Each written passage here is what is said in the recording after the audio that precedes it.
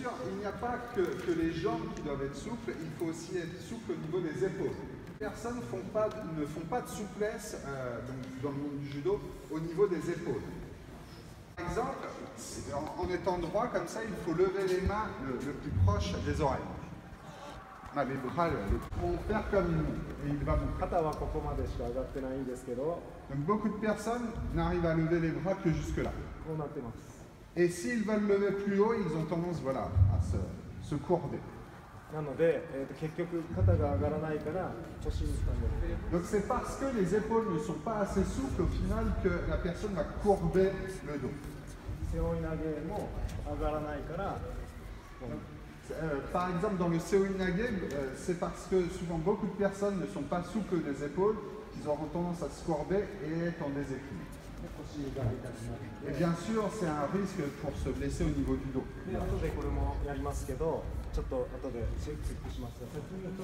Donc ça, après, il va vérifier autre chose aussi. Il y a encore beaucoup de choses à vérifier sur vous.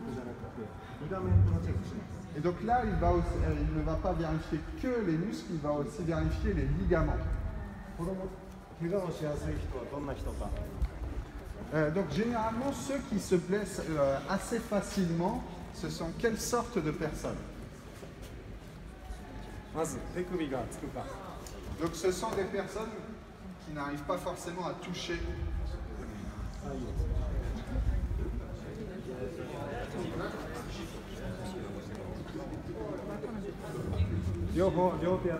Donc bien sûr, vérifier les deux mains.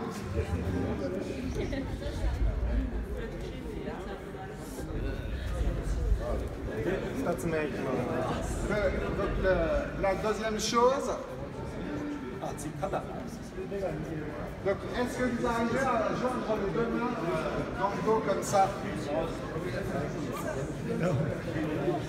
Du genou.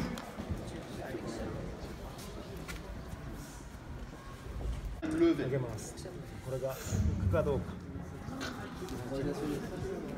Donc ça, il faut vérifier ça aussi. Se toucher ou pas?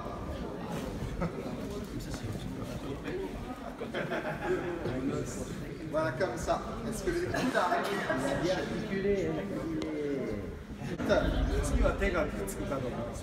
Ensuite, donc comme tout à l'heure, pour se baisser, est-ce que les mains arrivent bien à être posées au sol?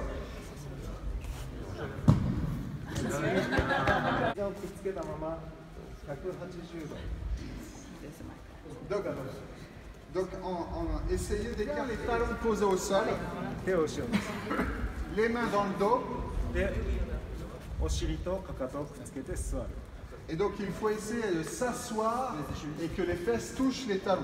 Et il ne faut surtout pas décoller les talons du sol. Les mains bien dans le dos.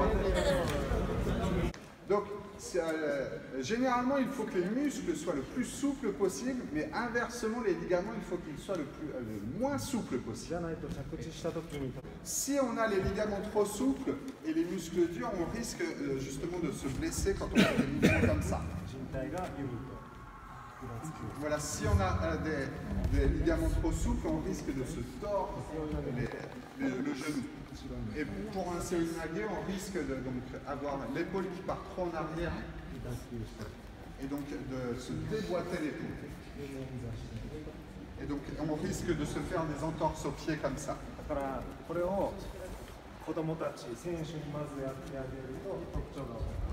Et donc c'est pour ça qu'il ne faut pas hésiter à faire ça aux élèves dès le départ pour connaître leurs difficultés et le risque de blessure. Et donc à partir de là, il faut adapter l'enseignement à ces élèves-là, ceux qui ont plus de risque de blessure, des choses comme ça.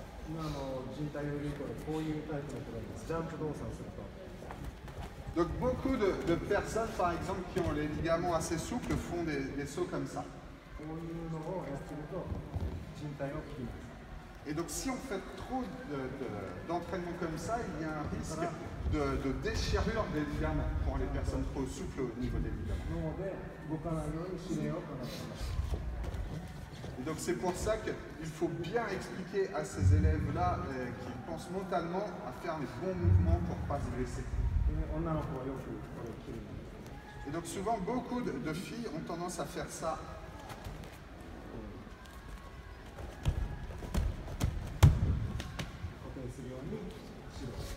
Donc ça aussi, il faut bien faire attention et les corriger. Et donc en faisant des pas chassés comme ça, donc il faut bien que les ligaments ne bougent pas trop. Beaucoup de filles font comme ça au Japon. Voilà, donc plie le genou sur le. Et donc, alors que ces personnes-là deviennent de plus en plus forts au judo, ils risquent de se blesser et donc au final de ne plus pouvoir en faire.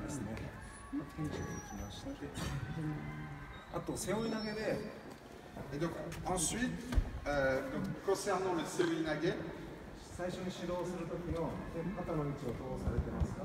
donc dans quelle position il faut commencer à enseigner donc, la position de l'épaule?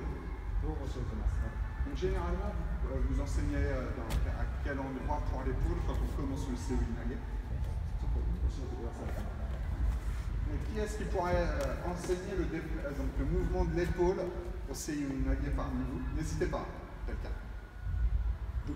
Personne?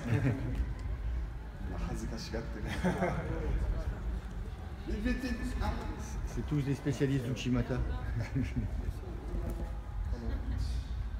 Donc, dans quelle position, quel déplacement pour l'épaule, le bras? Donc, est-ce que ça c'est bon? Vous pouvez voir.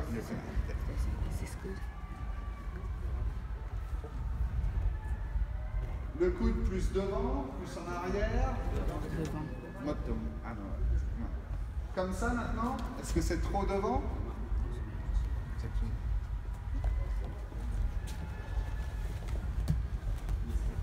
Comme ça? Comme ça? OK。で、これは解剖学的に一番動きやすいポジションがあります。Donc, bien sûr, après, il y a des positions plus faciles pour soi-même, généralement. Donc, si on prend que la position le plus simple pour nous, il y a des risques de blessure quand même. Mais il y a une position, généralement, il y a moins de blessures. Donc, c'est la position qu'il va vous expliquer maintenant. Donc, c'est la position 0. Il appelle ça la position 0. Donc tout d'abord, il faut partir avec un angle comme ça de l'épaule. Donc tout le monde levez bien les bras comme une montre, là sur le côté droit. Généralement, les bras n'arrivent pas à lever beaucoup plus haut. Voilà. Essayez d'avancer les bras à peu près de 30 degrés en avant. Levez plus haut. Là, les bras lèvent. Donc le mieux, c'est d'avoir les bras légèrement en avant de 30 degrés. Et donc, à partir de là, on lève le bras et c'est la position des 0 du seoinage. Si on a tendance à reculer l'épaule, au final, on baissera le bras et il ne pourra plus lever. Et donc, en plus, après, regardez la position de la main. Si on a tendance à mettre la main comme ça, on ne pourra pas aller en arrière. Justement. Si on tourne le bras dans l'autre sens, là, on pourra aller en arrière. Donc, pour avoir un bon seoinage, une position 0, c'est cette position-là. Donc, au début, lorsqu'on enseigne aux enfants, il faut bien leur enseigner cette position-là. Il y a des risques de blessures donc au niveau du coude si on n'enseigne pas la bonne position. Essayez de baisser et d'aller en arrière. Vous aurez sûrement assez mal Dans les manuels, c'est écrit un petit peu différemment. こういうのは Donc il y a souvent ça comme ça. 肩にあまり良く En réalité, ce n'est pas bon du tout pour l'épaule. だから解剖学を理解して柔道をしていく Donc en étudiant vraiment le corps humain, donc beaucoup de personnes ont réussi à comprendre qu'il fallait quand même être la position différente pour éviter les blessures. ということで、ゼロポジションっていうのはちょうどこのポジション。 La position 0, voilà, il y a un angle donc, de 30-45 degrés. この肩甲骨の角度ですね。肩甲骨のス Donc, キャットラー donc, par rapport bien sûr. Et attraper le partenaire. なので Tenir le partenaire. ちょっと指導者の先生たちはそういう意識をしてください。 Donc ça aussi, quand vous enseignez, il faut bien avoir ça à l'esprit, éviter le plus possible les blessures. テキストだけじゃないです。 Donc ce n'est pas parce que c'est forcément écrit dans un manuel que c'est forcément bon pour le corps. こうテキストね。 Donc ça, c'est ce qu'il y a dans les manuels. Et pour éviter les blessures, c'est plutôt la deuxième question. Les enfants d'ailleurs prennent souvent le rouge. よく子供がそうすると袖を持つんですけど、これを持ってもいいんですけど、ただLes enfants demandent aussi. Les enfants prennent souvent. 一本背負い投げいいですよ。 si c'est un grand celui-là, il n'y a pas de problème de tenir comme ça, mais le séminaire, c'est une technique différente. 一本背負い投げいいですね。戻って背負い投げいいですよ。すごく力が。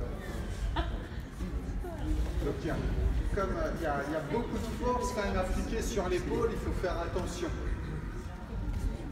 はい、じゃあ時間もなくなってきたので。